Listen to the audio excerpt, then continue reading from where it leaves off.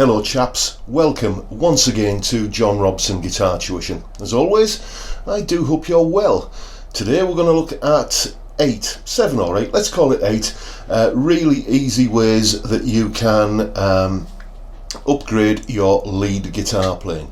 And let me state right now that there is absolutely no quantum physics level music theory involved in this, nor is there any intimidating, scary shredding techniques that you're going to need to master. All of this is all about kind of taking the techniques and stuff that you're probably already familiar with and using it to best effect. Now, I'm going to make a few assumptions before we get cracking, and those are that you're going to have certain knowledge in the bank already. Let's assume, for example, that you are okay with pentatonic scales. Now, in an ideal world, you would know that every pentatonic scale, everywhere on the neck, in every key and all that sort of stuff. But, in the real world, as long as you've got a couple of patterns that you're familiar with and that you can jam with, you're going to be fine. Let's also assume that you have a basic understanding and mastering of what I call nuts and bolts lead guitar techniques. Things like string bends, hammer-ons, pull-offs, slides, that kind of thing. It's also going to be a big advantage for you to know what notes are in the chords that you're playing over. Now, there are two ways of doing this. You could have the whole egghead theory approach of thinking, well, yes, a B flat major chord has a B flat note, a D note and an F note, and then I can look at the fretboard on the guitar and immediately see where all of the B flats, Ds and F notes are. But if that's not you, then, there are ways round that. I mean, take for instance this chord here. There's a regular old D shape, and that's a D. So, presumably if you move it up one, it becomes E flat, then E, then F, then G flat, G, A flat, A, and then B flat. So if you're in this area of the neck here and you want to know what notes are in a B flat chord, if you can visualize that little shape there, or, wherever you are on the neck for any chord, just by moving up one of these cowboy chord shapes along the neck and just being able to visualize the chord notes at whatever position you're in. So let's assume that's all pretty much there. If not, if you'd like another video doing on any of those techniques that you're not quite so confident on, then leave a message in the comments section below. So I guess the first thing we're going to need to do is take a look at the jam track that we're going to be playing over. Here it is.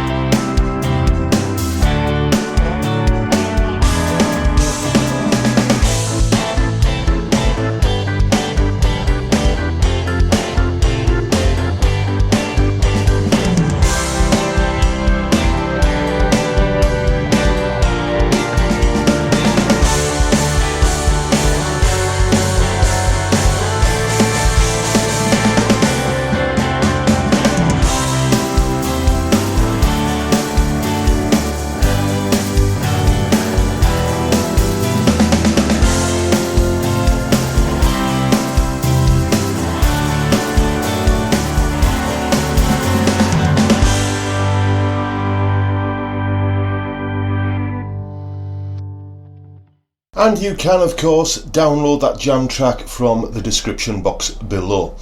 Now, we know what chords we're playing over. Let's take a little bit of a look at the boring bit, essentially, scales and so on. What scales are you going to need to be conversant with in order to play over this? Here's a bit of an analysis of that. Okay, here is the chord sequence once again, and what we're going to do is divide it up into different sections. The first 8 bars, the top line, we're going to call the A section. And over the top of this, I'm going to use the G major pentatonic.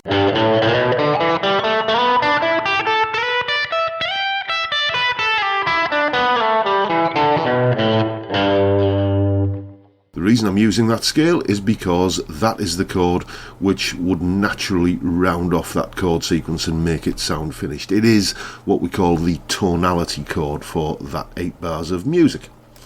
After that, we have another A section where, once again, I'm going to use the G major pentatonic. The only difference here is that it uses an E7 chord on the end rather than a D7. This E7 chord is there as what we call a secondary dominant chord. Don't worry about the jargon. Basically, it's just a chord which provides a nice transition into the next section of the tune, the B section, which begins on A minor. Anytime you want to approach an A minor chord, then an E7 chord is a good candidate to lead you smoothly there. Over this B section, I'm going to use the A minor pentatonic.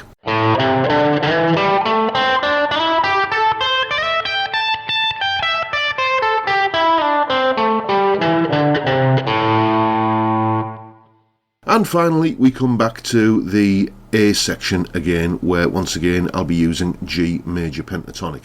And throughout the chord sequence, I will be dropping in notes occasionally, which are just taken from whatever the underlying chord is at any given time. Okay then, so let's take a look at the first of the techniques that we're going to be dissecting in the lesson. It's two things really. It's timing your licks and creating a rhythmic motif. Now basically the golden rule I find for coming up with a lick that's going to sound good is to start on one side of the bar line and conclude on the other side of the bar line. So you start somewhere around about 3 or 4 in the bar and then conclude on beat 1 of the next bar, or round about beat 1. So you're kind of starting at the end of one bar and concluding at the beginning of the next. A particularly useful and widely used version of this technique is to play a lick that starts on the and of beat 3 and concludes on the downbeat of beat 1. So you're getting a lick that goes 1 and 2 and 3 and 4 and 1, 2 and 3 and 4 and 1, 2 and 3, and so on like that. Here is me just goofing around with that idea to a metronome. I'm literally just kind of slotting notes from a pentatonic scale into that particular rhythmic motif, and see if you can spot the rather well-known riff that I end up quoting as I'm doing it.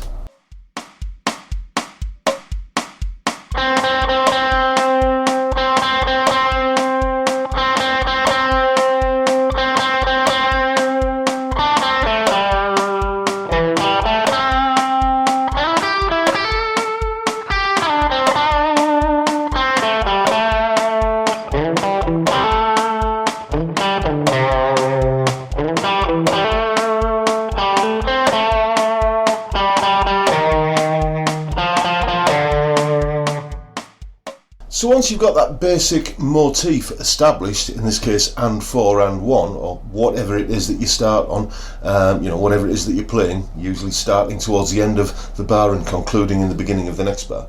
Once you've got that established, then whatever scale you're using over the chord sequence you're playing over, you can just essentially populate that rhythm with any notes from that scale, and what actually happens then is that every lick sounds related to and connected to the previous one. This is kind of a win-win situation really, because A, you're not having to think of brand new licks every time your fingers hit the strings, and second, so it kind of saves you that fear of staring at the blank canvas, if you like, but it also gives the listener a sense of familiarity. It means that every time they hear a lick, it somehow seems related to the previous lick, and it gives the whole thing a sense of continuity. So that's why I really, really think this is a useful technique. And this brings me on to the next topic really, of repetition.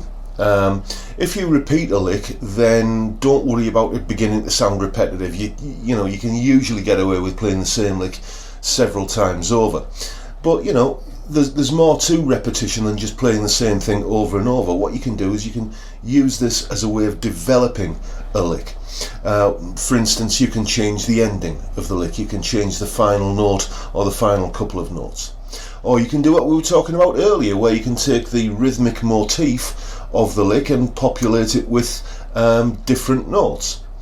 Or a nice little trick that you're going to hear in a second is where you take the lick and you just repeat or loop part of the lick in there. It's like the needle gets stuck in the groove, if you like, but in a very pleasing way.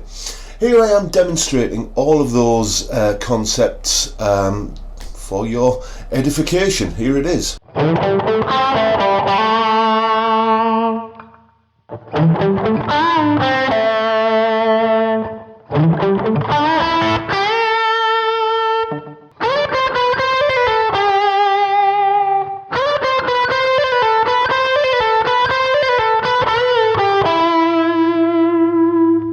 Now, another variation on this repetition idea is where you take the same lick and play it in a different octave, or even just take part of the lick and play it in a different octave. We're basically talking about octave shifting here. It's a technique which is put to very good use many times by the great Joe Satriani. Take a listen to any of his big tunes, you know, Surfing with the Alien, Crying, anything like that. What would be another one? Friends, anything. Okay, take a listen to any of those tunes by Satch, and you will hear that quite often what he does is when he gets to verse 2 of the tune, he plays the same melody as verse 1, but it's an octave higher. And you know, that's kind of taking an entire melody and shifting it up or down an octave, but you can do it with individual licks, or as I say, parts of licks. Here I am demonstrating that in this next clip.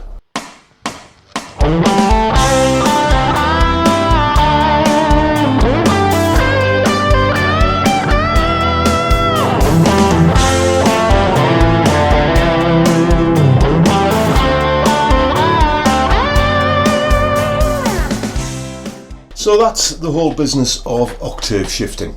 All of these techniques that we've kind of looked at so far have all been, in a way, kind of geared towards giving the listener a sense of continuity. Something that makes each lick sound in some way related to the previous one. But alongside continuity, to temper that, you need a bit of contrast.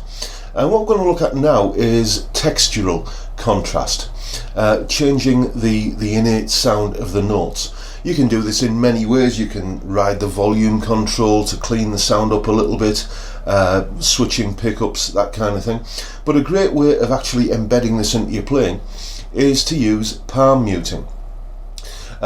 Think of the final note in the lick as being a bit like the punchline. That's the one that you want to kind of leap out. And by muting all of the notes that lead up to that, it really does have the effect of making that final note leap out and become more prominent. Here's a little clip where I demonstrate how to do that palm muting technique if it's not something you're comfortable with, and the kind of effect that it can have. You'll hear a lick played without palm muting and then the same lick played with it. Here it is. Here's a lick without any muting applied.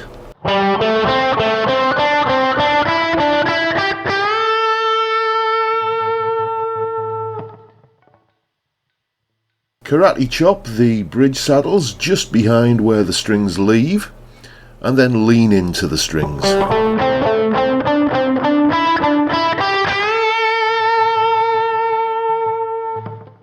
Now, while we're on the subject of adding contrast, another great way of doing this is harmonically and melodically. We're going to talk about counterpoint now, sometimes called contrary motion. And as its name suggests, it's simply two musical lines, two strings of notes moving in opposite directions. There's a part in the chord sequence in the B section of the jam track, basically, where the chords descend from an A minor to a G to an F, like this.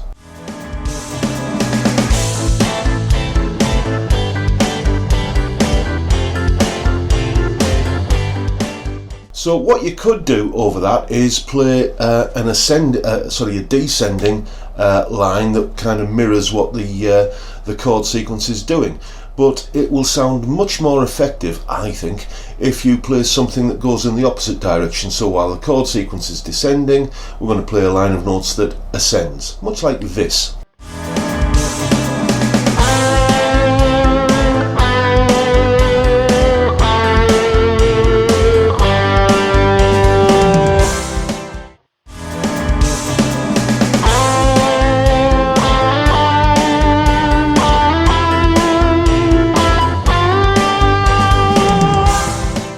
Now, something else that you can watch out for as a way of adding excitement into your lead break is to listen to the jam track and see if you can spot any points where the music is building up to a climax, where it's kind of gathering a head of steam, if you like.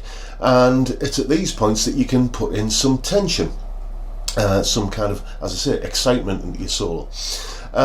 In the jam track we're looking at in this lesson, to my ear, that crucial point in the backing seems to be occurring around about here.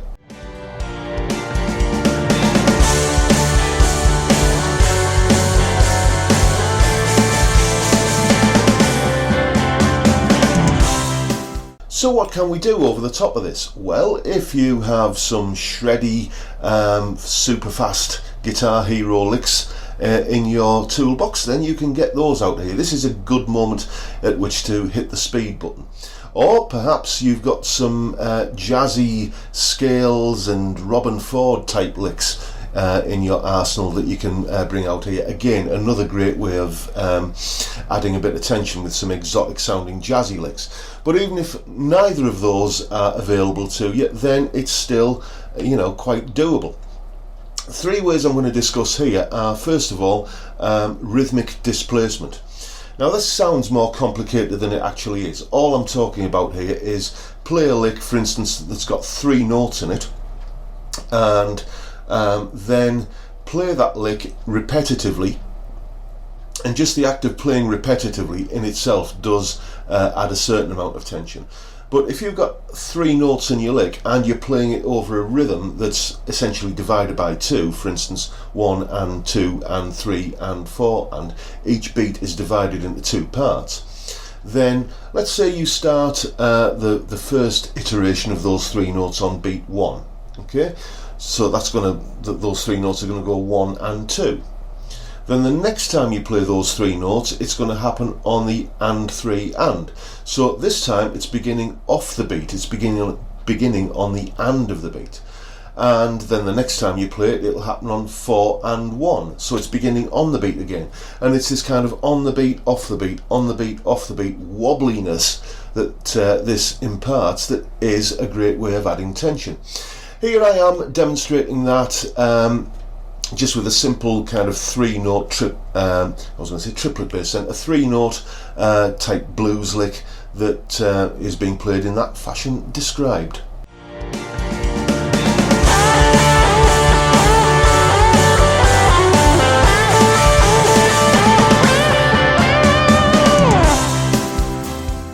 Now another great way of adding tension is simply to play a line that ascends. Usually, as in the case of this chord sequence, anything that's got that sense of building will always tend to have an ascending element to it. The bass line will be going up, the chord sequence will be going up. So let's mirror that. This is kind of the opposite of the counterpoint that we discussed earlier on.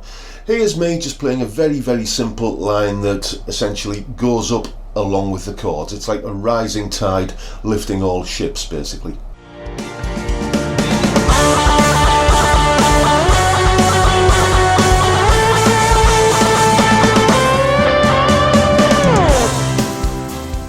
And finally, if you want to introduce a little bit of jazzy flavour, but without having the hassle of having to learn jazz scales and so on, then just play chromatically. Play something that's include wrong notes, basically.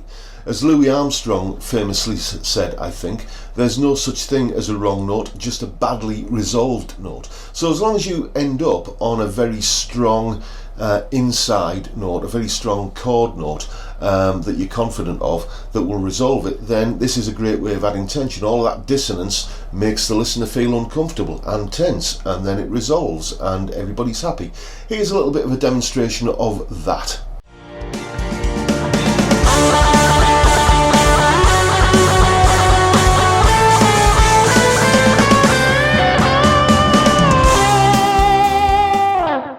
So there you go, those are the techniques of adding tension to a solo, and we come to the final one that we're going to discuss today: how to conclude your guitar solo.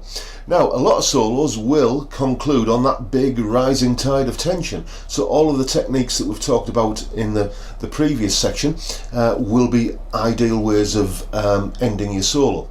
But sometimes, and this is the case in this jam track we've got here, what we need to do is give it a sense of it's coming into land. You know, it's got that kind of, it's drawing to a conclusion. In other words, it's kind of coming full circle, and there's your clue. In order to make the listener feel like they've been on a journey with you and they're arriving back at the start of the loop again, then quite simply play the same licks that you began with. You know, always a good argument, I think, for making sure that you don't play a lick and then immediately forget it. See if you can kind of log them as you're playing them. That way you can always go back to them. And I'm going to be demonstrating that in this next clip, which is me playing the entire solo. This is pretty much a one-take solo. Well, it is a one-take solo, but I had several kind of ideas in my head before I started. I knew where I was going to do the counterpoint kind of thing. I knew that I was going to be kind of phrasing on the and 4 and 1. I knew where I was going to be adding the tension, and I knew that I was going to be coming back to the beginning of the solo to end it with again, as I've just been discussing there. So here is my attempt at playing all of these techniques in one solo, and hopefully you like the result.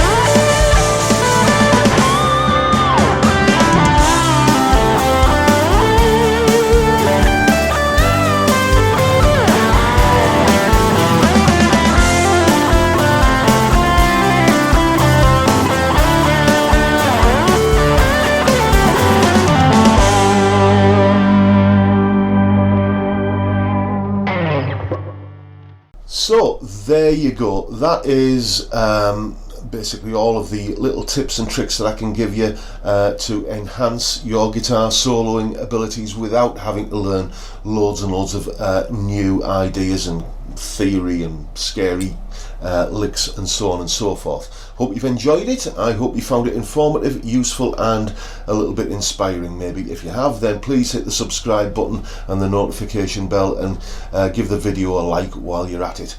I'll also just mention, before I forget, that there is a competition running on this channel at the moment. If you would like to win, where is it? One of these. This is a fabulous little Zoom multi-effects pedal. It doesn't look like much, but it does produce some rather nice sounds.